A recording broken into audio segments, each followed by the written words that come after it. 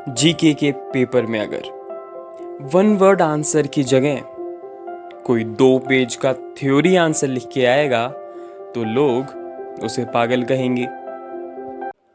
अगर मैथ्स के पेपर में 2 पेज के सॉल्यूशन की जगह कोई एक ही लाइन में सही आंसर लिख के आएगा तो उसे पागल तो कहेंगे ही, साथ ही ये भी जानने की कोशिश करेंगे कि उसने ये किया कैसे। और अगर कोई बिना किसी प्रूफ, बिना किसी डेरिवेशन के मैथ्स में एक नया, सही और सटीक फॉर्मूला बना दे तो इसे चमत्कार कहा जाएगा।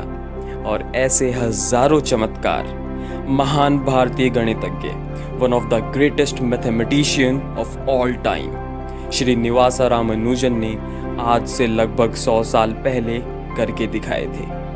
और इन्हीं चमत्कारों ने न केवल हिंदुस्तान पर राज कर रहे अंग्रेजों को बल्कि पूरी दुनिया को हिला कर रख दिया था।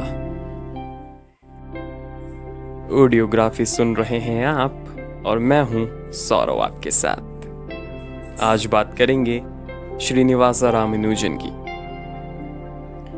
साल था 1887। फिरंगियों ने धीरे धीरे पूरा हिंदुस्तान अपने हाथों में ले लिया था। सोने की इस चिड़िया के पर मानो हालातों ने काट दिए। पूरे दक्षिण भारत को अंग्रेजों ने अपना किला बना लिया था।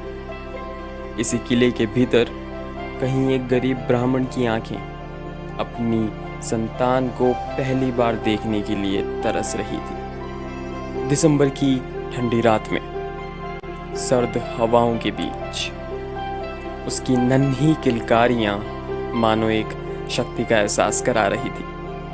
वो शक्ति जो उसकी नम और गर्म सांसों से शुरू होकर सर्द रात को काटती हुई सबको सुकून पहुंचा रही थी। इसी शक्ति को पूरी दुनिया ने श्रीनिवास रामानुजन के नाम से जाना। माँ मंदिरों में भजन गाया करती थी और रामानुजन के बचपन का ज्यादातर हिस्सा माँ के साथ मंदिरों में ही बीता। रामानुजन जब भी अकेले होते थे तो एक जगह ढूंढकर, फिर चाहे वो मंदिर की दीवार हो या आंगन की गीली मिट्टी, कुछ नंबर्स लिखते थे और उनके साथ अपना एक खेल खेलना शुरू कर देते थे जो उनके अलावा शायद ही किसी को समझ आता था। रामानुजन का मानना था कि हर एक अंक का हमारे जीवन में बहुत बड़ा महत्व होता है। अगर किसी अंक को ध्यान से परखा जाए तो आंकड़े बहुत कुछ बता सकते हैं। मैंने इसे परख कर भी देखा। देखिए, मेरा जन्मदिन 8 तारीख को आता है और महीना होता है अगस्त, यानी 8वां महीना। मैं इस वक्त 18 साल का हूँ और आप मेरा 8वां वीडियो देख रहे हैं। और इत्तेफाक की बात देखिए, जिस साल की हम बात कर रहे हैं वो है 1887, जिसमें 2 8 आते हैं। तो जाने अनजाने मैं इस अंक यानी 8 से जुड़ा हुआ हूँ। और अगर मैं इस अंक को ध्यान से समझूं तो शायद मैं कुछ चीज़ों का अंदाज़ा पहले से ही लगा सकता हूँ।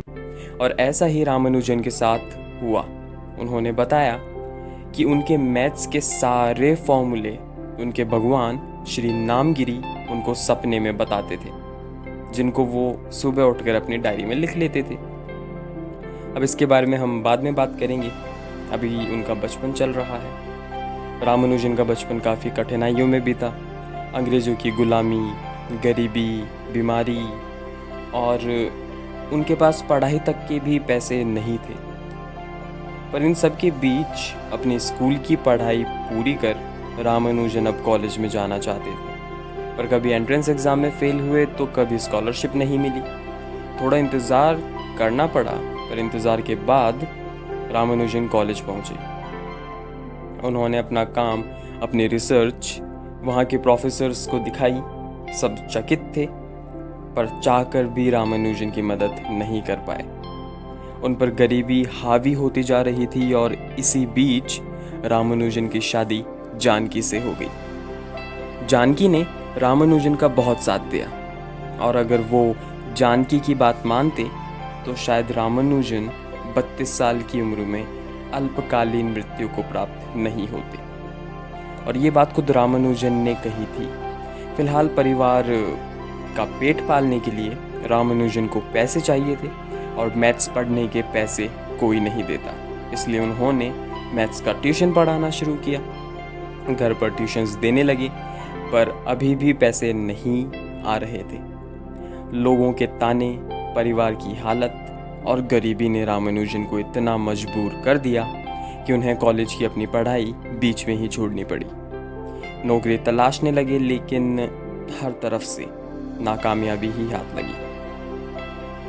हालातों ने कुछ ऐसा घेरा, हम गिर गए, उठ ना सके मगर संभल गए। चेहरे दुश्मनों के जो अपनों से थे दिख गए, ज़मीर जैसे लोगों के बाजार में बिक गए।